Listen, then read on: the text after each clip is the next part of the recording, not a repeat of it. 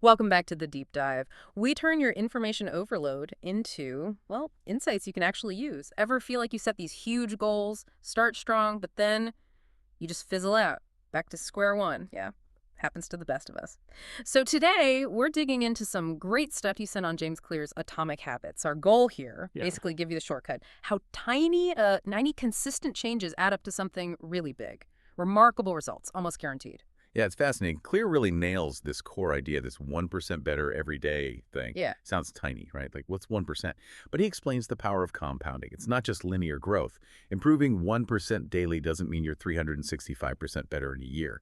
It's almost 37 times better. That compounding effect is incredible. That's the key, really. Small habits, huge long-term impact. That compounding idea, it really reframes things, doesn't it? Pushes against that need for instant results we all have. And he gives us a really practical roadmap, the four laws of behavior change, kind of the bedrock for making habits stick. First, make it obvious. That's the cue. Make it visible, unavoidable. Then, make it attractive, the craving. You link it to something you actually want to do. Mm-hmm.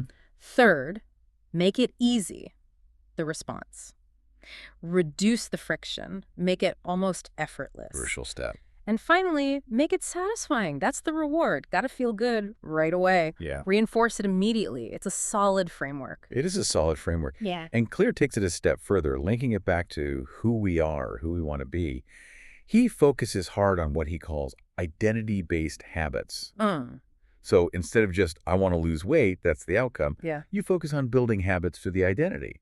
Like, I am a healthy person. Yeah. Or, I am someone who writes every day. Oh, okay.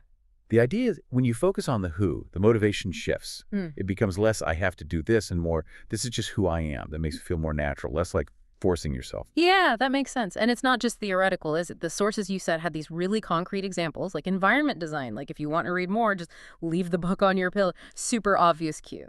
Or the opposite, right? If you want to stop scrolling on your phone at night, charge it in another room. Make it inconvenient. Yeah, designing your space to support your habits. It's so simple.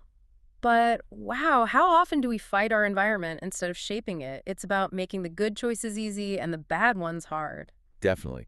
And the strengths of this whole approach are pretty clear. The advice is actionable. It's got the science backing it up. It's well-structured, super useful for personal growth, business, health, pretty much anything. Yep. But it's fair to say if you're like already deep into habit psychology, some parts might feel a bit familiar. It builds on existing concepts. Yeah.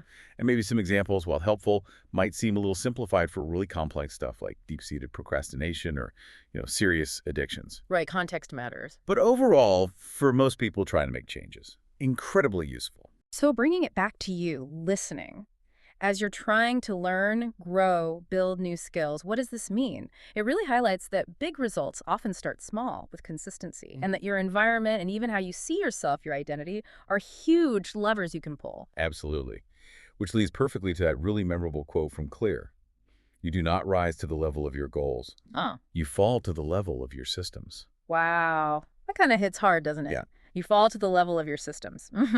So here's something to think about. What if you shifted your focus away from those big, maybe intimidating goals, and instead put your energy into designing better systems, tiny, robust systems? How might that fundamentally change your daily approach to, well, pretty much any challenge or goal you have?